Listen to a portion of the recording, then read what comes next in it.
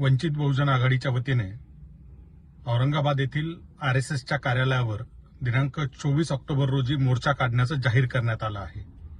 त्यानंतर पोलीस प्रशासनाने वंचित बहुजन आघाडीला विनंती केली की मोर्चाचं ठिकाण हे आरएसएसचं कार्यालय न ठेवता जिल्हाधिकारी कार्यालय ठेवावं।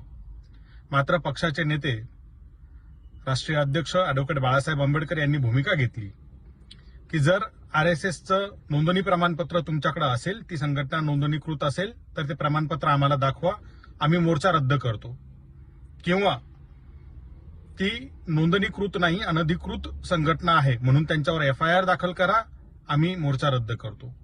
पण या दोनपैकी कुठलीही गोष्ट जर तुम्ही करणार नसाल तर वंचित बहुजन आघाडी ही मोर्चा काढण्यावर ठाम आहे।